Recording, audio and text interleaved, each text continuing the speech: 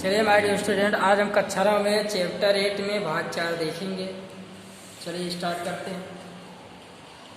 ये स्टूडेंट, आज का हमारा टॉपिक है वेग में परिवर्तन।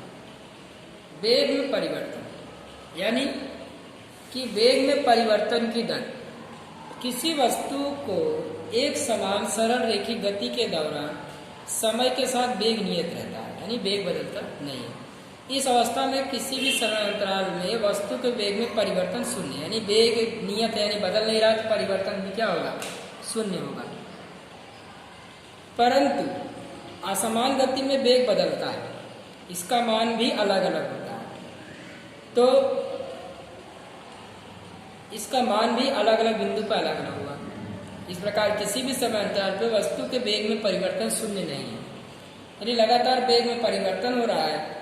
तो वेग में लगातार परिवर्तन होता है तो एक अलग राशि होती है जिसे त्वरण कहते हैं। वेग में परिवर्तन बटे समय को हम क्या कहेंगे, त्वरण कहेंगे। तो अगर आपको कोई पूछे त्वरण की परिभाषा बताइए तो आप त्वरण की परिभाषा बताएंगे कि वेग परिवर्तन की समय दर को त्वरण कहते हैं। अगर आपसे कोई परिभाषा पूछे कि त्वरण की परिभाषा बताइए तो आपको त्वरण की परिभाषा क्या बतानी है, ध्यान दीजिए। आपको त्वरण की परिभाषा में आपको क्या बताना है, तो आपको बताना है त्वरण की परिभाषा में वेग परिवर्तन की समय दर को त्वरण कहते हैं। अगर आपसे कोई पूछे कि स्टूडेंट्स त्वरण की परिभाषा बताइए तो आपको बताना है वेग परिवर्तन की समय दर को त्वरण कहते हैं। तो इतना आपको समझ में आया। तो चलिए, आपने परिभाषा लिख ली कि वेग परिवर्तन के समय दर को त्वरण कहते हैं। तो चलिए अब हम आगे लिखते हैं। देखिए, मैं आगे लिख रहा हूँ। देखिए, वेग परिवर्तन की समय दर क्या कहते हैं स्टूडेंट, वेग परिवर्तन की समय दर को त्वरण कहते हैं। ये परिभाषा मैंने आपको अभी बताई। चलिए वापस बता देता हूँ कि वेग परिवर्तन की समय दर को त्वरण कहते हैं। आपसे अगर कोई पूछे कि त्वरण क्या है तो आपको बताना है वेग परिवर्तन की समय दर को त्वरण कहते हैं। वेग परिवर्तन की समय दर को त्वरण कहते हैं। तो इतना आपको समझ में आया स्टूडेंट, उम्मीद है आपको समझ में आया होगा। चलिए अब हम त्वरण को लिखते हैं। त्वरण बराबर वेग परिवर्तन की समय, वेग परिवर्तन बटे समय। वेग में परिवर्तन का मतलब है यहाँ पर त्वरण को आप ए से दर्शाइए। वेग में परिवर्तन मतलब अंतिम वेग माइनस प्रारंभिक वेग बटे समय। तो अंतिम वेग को आपने किससे दर्शाया था, v से। प्रारंभिक वेग को किससे दर्शाया था, u से। तो t, त्वरण की परिभाषा क्या हो गई, v minus you by T. तो ध्यान दीजिए कि इसका मात्रक क्या होगा, तो त्वरण का मात्रक हो जाएगा स्टूडेंट मीटर प्रति सेकंड स्क्वायर। मीटर प्रति सेकंड स्क्वायर हो जाएगा त्वरण का मात्रक। तो उम्मीद है इतना आपको समझ में आया होगा। देखिए, अगर समय के साथ वेग बढ़ रहा है तो उसे त्वरण कहेंगे, लेकिन अगर वेग समय के साथ घट रहा है तो उसे प्रति त्वरण कहेंगे। मान लीजिए आप किसी ऊंचाई से पत्थर को फेंकते हैं तो पत्थर के वेग में कोई परिवर्तन नहीं होता। तो अगर पत्थर के वेग में कोई परिवर्तन नहीं होता है, वेग निश्चित है, तो उसे कहेंगे एक समान त्वरण कहेंगे। उम्मीद है आपको इतना समझ में आया होगा। चलिए आगे हम देखते हैं। सवाल 8 देखते हैं। सवाल 8 क्या दिया है, सवाल 8 लिखा है, देखिए मैं पढ़ता हूँ। विराम अवस्था से राहुल अपनी साइकिल को चलाना शुरू करता है। यानी विराम अवस्था का मतलब क्या हुआ, विराम अवस्था का मतलब हो गया कि जो प्रारंभिक वेग होगा राहुल का, विराम अवस्था में रुका हुआ है, रुका है तो प्रारंभिक वेग क्या हो जाएगा, u बराबर 0 मीटर प्रति सेकंड हो जाएगा। यानी राहुल क्या है, रुका है और वो 30 सेकंड में 30 सेकंड चल रहा है, यानी समय क्या हो जाएगा, समय हो जाएगा t बराबर 30 सेकेंड। फिर कह रहा है वह 6 मीटर का वेग प्राप्त करता है, यानी v बराबर क्या हो जाएगा, अंतिम वेग हो जाएगा क्या, v बराबर 6 मीटर प्रति सेकेंड।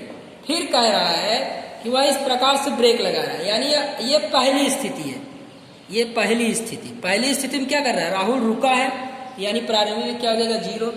उसके बाद समय कितना 30 सेकंड में राहुल का वेग हो गया 6। अब राहुल ब्रेक मार रहा है, पहले हम इसका त्वरण निकाल लेते हैं, ठीक है, पहले हम इसका त्वरण निकाल लेते हैं। तो a बराबर क्या हो जाएगा, v minus you by T. चलिए a बराबर v minus you by T, चलिए हम हल करते हैं इसको। तो v का क्या है 6 माइनस 0/30, तो a बराबर क्या हो जाएगा 6/30, यानी 1/5। इसको भाग देंगे तो a बराबर 0.2 मीटर प्रति सेकंड स्क्वायर, 0.2 मीटर प्रति सेकंड स्क्वायर। अब ये पहली अवस्था थी। अब दूसरी अवस्था में क्या हो रहा है, ब्रेक लगाने पर देखिए गति कितने प्राप्त की, v की। तो यहाँ पर प्रारंभिक वेग क्या हो जाएगा, प्रारंभिक वेग बदल जाएगा, क्योंकि गति कर रहा है और तब ब्रेक लगा रहा है। प्रारंभिक वेग 6 मीटर प्रति सेकंड, अब ब्रेक लगा रहा है, अंतिम वेग क्या हो जाएगा 4 मीटर प्रति सेकंड। ये u हो गया, ये v हो गया 4 मीटर प्रति सेकंड। चलिए अब आप कितना सेकंड ले रहा है, 5 सेकंड। अब त्वरण निकालिए, a बराबर v minus you by T. तो v बराबर क्या होगा 4 माइनस 6/5, तो a बराबर क्या हो जाएगा 2/5, माइनस में हो जाएगा।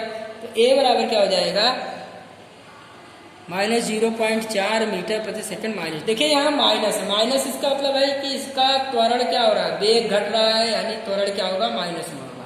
त्वरण प्लस में होता है, प्रति त्वरण माइनस में होता है। आप इस सवाल का स्क्रीनशॉट ले सकते हैं,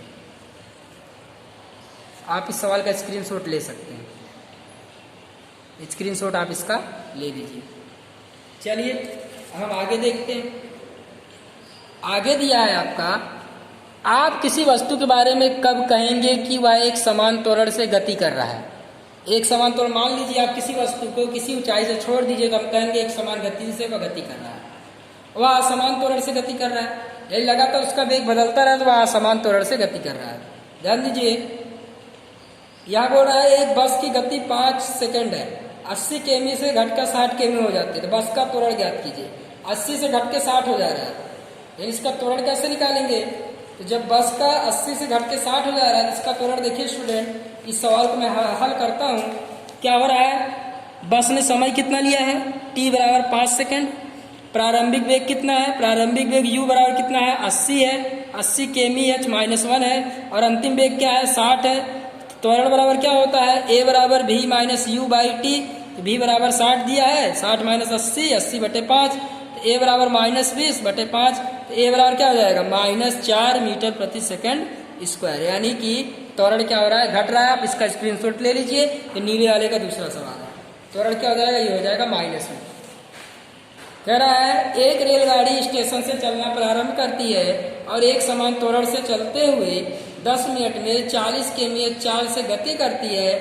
10 मिनट में 40 एक रेलवे स्टेशन चलना प्रारंभ करती है और 10 मिनट में 40 किमी का चाल प्राप्त करती है, तो इसका त्वरण ज्ञात कीजिए। ध्यान दीजिए, चलना प्रारंभ करती है, रेलगाड़ी क्या कर रही है, चलना प्रारंभ कर रही है। तो रेलगाड़ी का प्रारंभिक वेग क्या हो जाएगा, रेलगाड़ी का प्रारंभिक वेग क्या हो जाएगा स्टूडेंट, तो u बराबर क्या हो जाएगा 0 मीटर प्रति सेकेंड। तो अंतिम वेग कितना हो जाएगा, अंतिम वेग बराबर 40 किमी प्रति घंटा। तो त्वरण क्या हो जाएगा, त्वरण बराबर क्या होगा v minus you by T. v बराबर कितना है 40, u बराबर कितना है 0, t बराबर कितना दिया है 10 मिनट दिया है, 10 से भाग दे दीजिए 40/10। तो रेलगाड़ी का त्वरण कितना हो जाएगा, तो आप निकाले रेलगाड़ी का त्वरण बराबर हो जाएगा 4 मीटर प्रति सेकंड स्क्वायर। ये आपका 2 सवाल हो गया। आज के लिए इतना ही, कल गति का ग्राफीय प्रदर्शन देखेंगे। Thank you very much.